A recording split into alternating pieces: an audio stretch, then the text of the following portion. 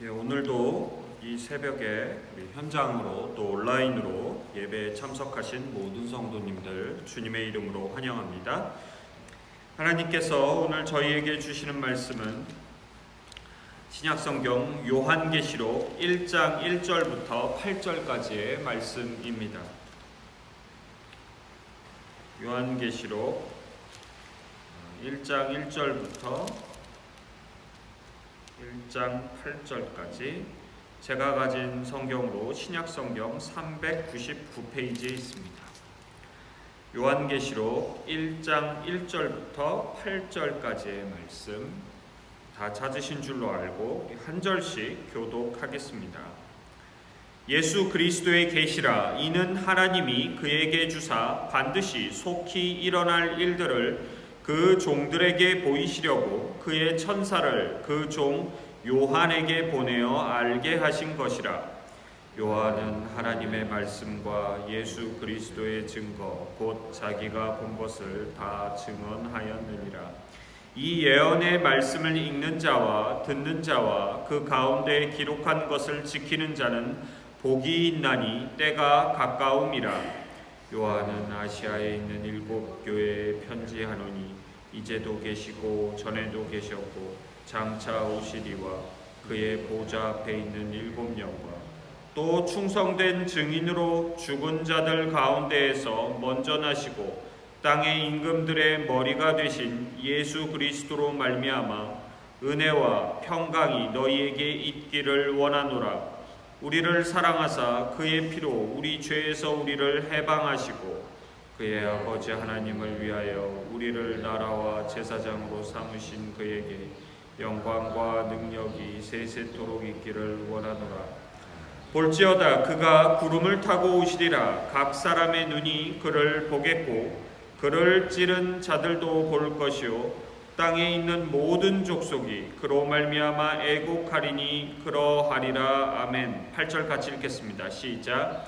주 하나님이 이르시되 나는 알파와 오메가라. 이제도 있고 전에도 있었고 장차 올 자요 전능한 자라 하시더라. 아멘.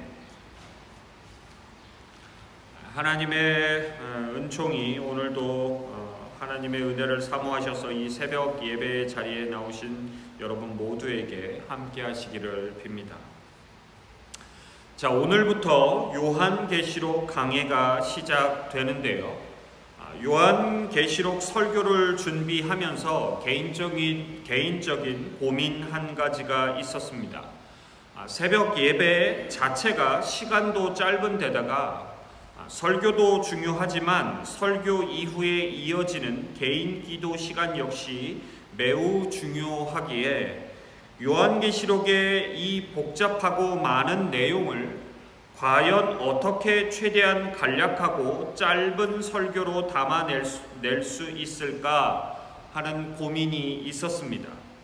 조금 더 구체적으로 설교자로서 제 고민을 말씀드리면 요한계시록 해당 본문을 최대한 핵심만 간략하게 설명드리고 오늘 본문을 내 삶에 어떻게 적용할 것인가 위주로 설교 말씀을 드려야 하나, 아니면 짧은 시간이더라도 해석하기 어려운 요한계시록의 본문의 내용들을 최대한 꼼꼼히 살피고 본문의 각 구절마다의 정확한 의미를 알려드려야 하나 하는 고민이었습니다.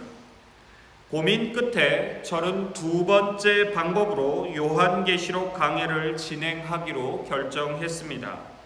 새벽 예배의 짧은 설교 시간 안에서 최대한 본문의 각 절마다의 정확한 의미들을 알려드리고자 합니다.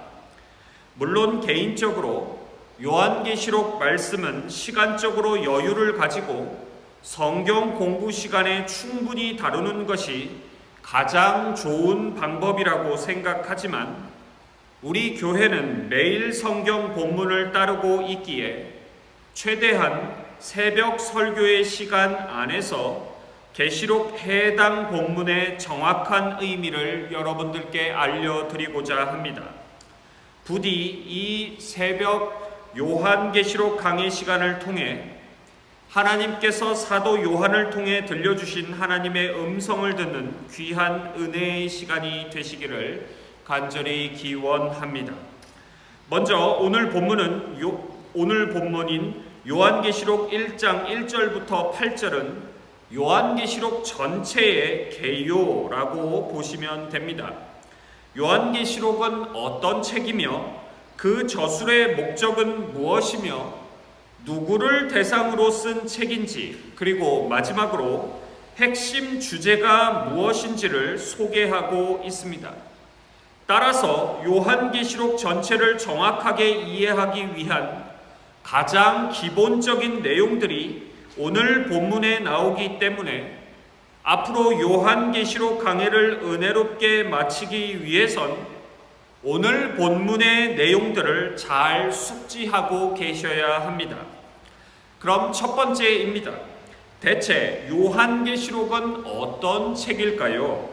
그 답이 오늘 본문 1절 말씀에 나옵니다. 자, 오늘 본문 1절 말씀 우리 같이 한번 읽어 보실까요? 1절입니다. 시작. 예수 그리스도의 계시라.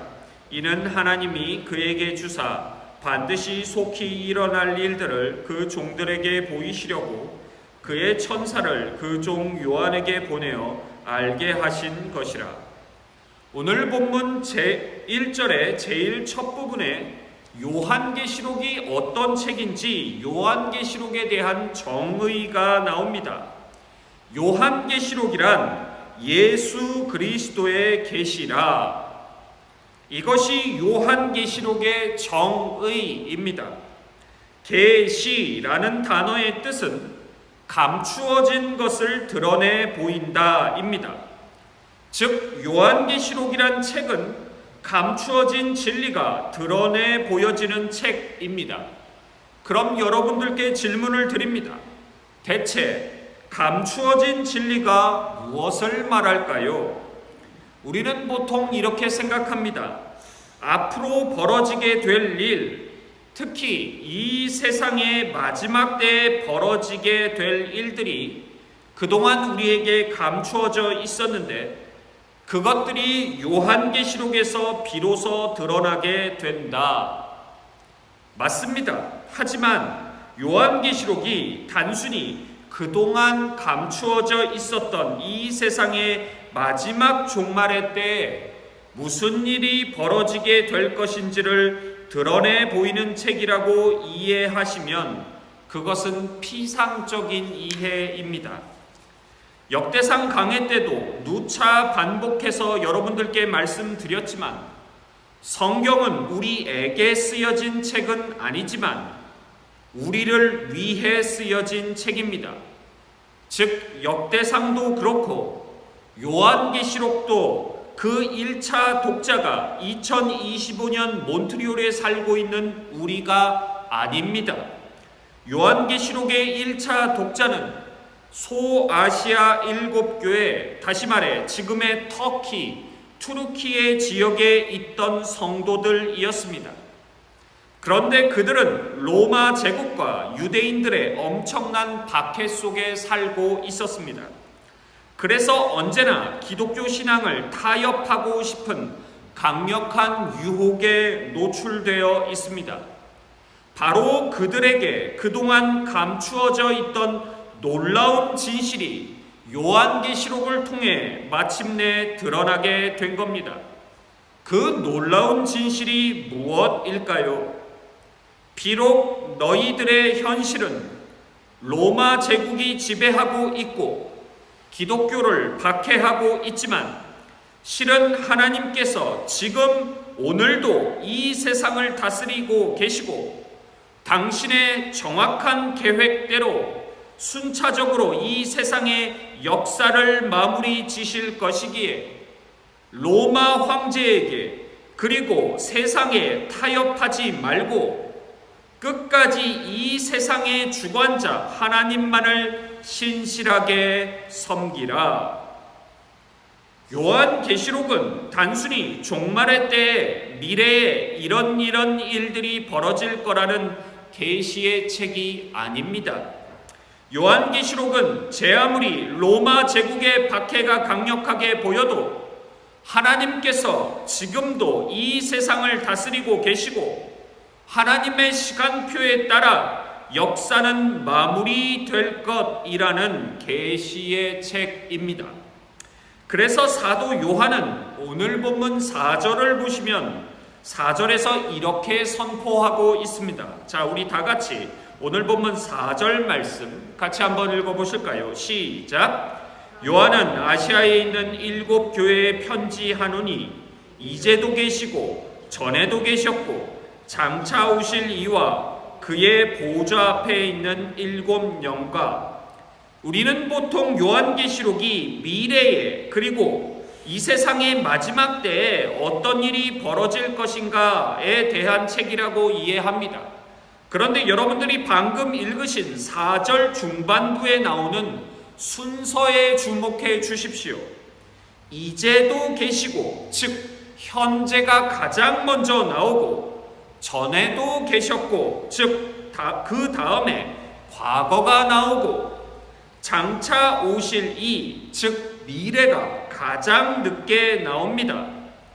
요한계시록이 단순히 미래에 그리고 이 세상 종말에 어떤 일이 벌어질 것인가에 대한 책이라면 당연히 장차 오실 이, 즉 미래가 제일 앞에 나와야 되겠지만 우리가 함께 읽은 4절에서 현재가 제일 먼저 나오고 그 다음 과거가 나오고 그리고 제일 마지막에 미래가 나옵니다.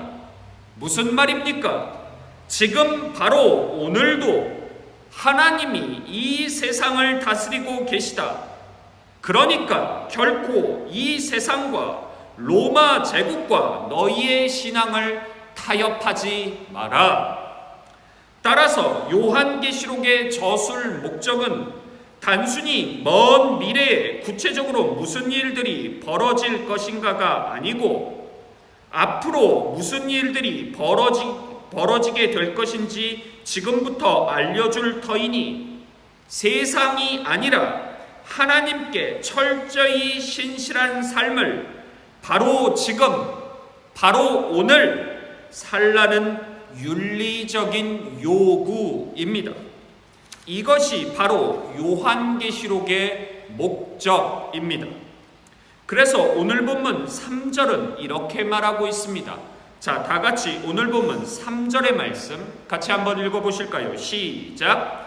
이 예언의 말씀을 읽는 자와 듣는 자와 그 가운데 기록한 것을 지키는 자는 복이 있나니 때가 가까움이라. 미래에 이 세상의 종말에 이런 일이 있을 것이다. 단순히 읽고 단순히 듣는 것에 그치는 것이 아니라 그것을 바로 지금, 그것을 바로 오늘 지키는 자에게 복이 있습니다. 바로 이것이 요한계시록의 저술 목적입니다. 요한계시록을 이해하는데 여러 가지 어려움들이 있지만 가장 큰 어려움 중 하나는 요한계시록을 읽다 보면 속히 일어날 것이다 라는 말이 반복되는데 이 말을 우리가 어떻게 이해할 것인가 입니다. 예수님께서 속히 임할 것이다. 미래에 이러이러한 일들이 속히 일어날 것이다 라는 표현이 요한계시록 전체에 반복해서 나옵니다. 이 표현은 오늘 본문 1절 말씀에도 나옵니다.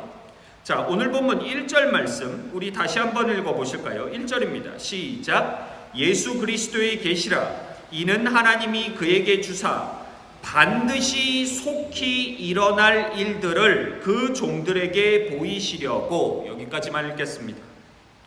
이 표현을 읽으면 곧 이 세상이 끝날 것만 같고 오늘 당장에 예수님이 재림하실 것만 같습니다. 그런데 요한계시록이 주후 1세기에 쓰여졌는데 속히 일어날 것이다 이렇게 계속해서 요한계시록은 반복하고 있는데요. 2000년이 지난 오늘까지도 속히 이루어지지 않은 것 같습니다. 2000년이 지나도 일어나지 않았는데 속히 일어날 것이다, 속히 이 세상에 다시 오실 것이다 라고 계속해서 요한계시록은 말하고 있으니 대체 우리는 이 표현을 어떻게 이해해야 할까요? 수많은 이단들이 이 말씀을 근거로 곧 휴거가 일어날 것이고 세상은 곧 끝날 것이니 직장, 학교, 세상 일 다 포기하고 예수님 재림을 준비해야 한다는 거짓 교리들을 퍼뜨리곤 합니다. 내가 속히 오리라 또는 이러이러한 일들이 속히 일어날 것이다 에서 속히라는 말은 크게 세 가지 의미가 있습니다. 첫 번째 의미, 속히 오리라 또는 속히 일어날 것이다 에서 속히는 빠르게, 즉 속도를 의미하는 것이 아닙니다. 속히라는 말의 뜻은 no delay, 지체함 없이, 늦어짐 없이라는 뜻입니다. 즉 하나님께서 예정하신 때가 되면 그때는 더 이상 no delay, 더 이상 지체되는 것 없이 성경에 예언한 일들이 곧바로 벌어지게 된다는 뜻입니다. 예수님 말씀하십니다. 내가 속히 오리라. 예수님의 이 말씀은 내가 빠르게 재림할 것이다, 예수님의 재림의 속도를 말씀하고 계신 것이 아니고 하나님께서 정해놓으신 이 세상의 마지막 날이 이르면 지체함 없이 즉시 예수님은 재림하시게 될 거라는 말씀입니다. 속히 일어날 것이다의 두 번째 의미, 마지막 때의 사건들 그리고 예수님의 재림은 언제 일어날지 모르니 언제나 그 마지막을 맞을 준비를 하며 살라는 뜻입니다. 속히 일어날 것이다의 마지막 세 번째 의미, 미래에 일어나게 될 것이라는 예언들은 예수님의 죽으심과 예수님의 부활하심으로 이미 성취되기 시작했고 지속적으로 지금도 성취되어 가고 있다는 말입니다. 다시 말해 요한계시록의 예언들은 먼 미래가 아니라 이미 그 예언들이 예수님의 부활 이후로 성취되기 시작했고 지금도 성취되어 가고 있으며 앞으로 그 성취가 완성될 것이라는 뜻입니다. 자, 그럼 오늘 본문 4절 말씀 우리 같이 한번 읽어 보실까요? 4절입니다. 시작. 요한은 아시아에 있는 7 교회에 편지하노니 이제도 계시고 전에도 계시고 장차 오실 이와 그의 보좌 앞에 있는 7 영과 요한계시록의 1차 독자는 지금의 터키, 즉 투르키의 지역에 있는 7 교회의 성도들입니다. 그런데 4절 제일 끝을 보십시오.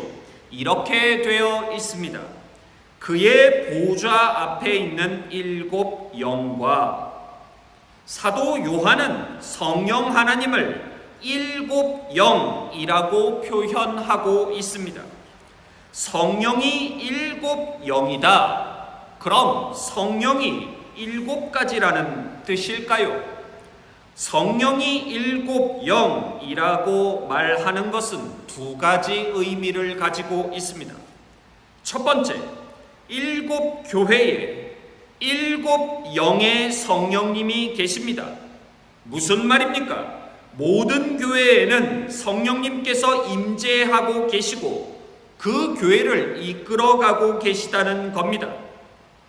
두 번째, 7은 성경에서 완전수입니다. 즉 성령을 7 영이라고 부르는 이유는 성령님의 완전한 사역, 성령님의 완벽한 사역이 모든 교회에서 이루어지고 있다는 뜻입니다. 7 영이신 성령님은 모든 교회에 임재하고 계시는데 우리 몬트리올 한인연합교회에도 임재하고 계시고 바로 우리 교회 안에서 7의 사역, 즉 완전하고 완벽한 사역을 지금도 감당하고 계심을 믿습니다. 자, 그럼 오늘 본문 6절의 말씀 같이 한번 읽어보실까요? 6절 말씀입니다. 시작. 그의 아버지 하나님을 위하여 우리를 나라와 제사장으로 삼으신 그에게 영광과 능력이 세세토록 있기를 원하노라. 아멘.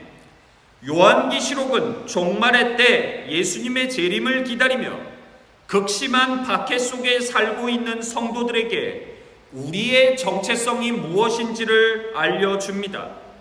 6절 말씀은 우리 성도들의 정체성을 이렇게 선포합니다. 우리를 나라와 제사장으로 삼으셨다. 우리는 하나님의 나라이며 우리는 하나님의 제사장이다. 이게 대체 무슨 의미일까요? 2가지 의미를 담고 있습니다. 첫 번째, 우리를 나라와 제사장으로 삼으셨다는 말은 우리를 그리스도 왕국의 왕으로 그리고 제사장으로 삼으셨다는 말입니다. 즉 로마 제국의 식민지로 살고 있고 그들의 박해 속에 살고 있더라도 모든 성도들은 이 세상을 지금도 다스리시는 하나님 나라의 왕들이며 제사장들이라는 겁니다. 비록 하나님 나라는 완전히 실현되지 않았지만 이미 시작되었습니다. 그래서 이와 관련해서 요한계시록 5장 10절은 매우 중요한 말씀이 나옵니다. 요한계시록 5장 10절 제가 봉독해 드립니다. 그들로 우리 하나님 앞에서 나라와 제사장을 삼으셨으니 그들이 땅에서 왕노릇 하리로다 하더라. 비록 완전히 완성되지는 않았지만 우리는 하나님 나라, 하나님 왕국에서 지금 왕노릇하고 있고 이 왕노릇은 점점 더 강력해질 것이며 마지막 날 이 왕노릇은 완성될 것입니다. 우리를 나라와 제사장으로 삼으셨다는 말의 2번째 의미입니다. 예수님의 왕으로서의 사역과 제사장으로서의 사역을 우리 모두 본받으라는 뜻입니다. 예수님은 십자가에서 죽으시고 3일 만에 부활하셔서 제사장으로서 전 인류의 죄를 용서하셨고 왕으로서 사망 권세에서 승리하셨습니다. 이 예수님의 제사장 사역 그리고 왕의 사역에 대한 신실한 증언을 담당하는 것이 증인의 삶을 담당하는 것이 우리의 사명이라는 뜻입니다. 특별히 예수님의 왕의 사역이 가장 강력히 나타나는 것이 오늘 본문 7절의 첫 부분입니다. 자, 오늘 본문 7절을 보시면 첫 부분에 이렇게 되어 있습니다. 제가 봉독해 드립니다. 볼지어다 그가 구름을 타고 오시리라. 예수님께서 구름을 타고 오신다는 말은 요한계시록에 지속적으로 등장하는 옛 뱀, 즉 마귀 사탄과 싸워 승리하시는 전사의 이미지, 왕의 이미지를 뜻합니다. 예수님께서 구름 타고 이 세상에 오시는 날 모든 악과 마귀 사탄을 물리치고 하나님 나라를 완성하실 것입니다. 오늘부터 시작되는 요한계시록 강해를 통해 이 세상 역사에 대한 성경적인 시각을 가지고 이 마지막 날에 하나님의 신실한 증인으로서 살아가시는 여러분 모두가 되시길 알파와 오메가 되시는 예수님 그 귀하신 이름으로 기원합니다. 아멘. 기도하시겠습니다.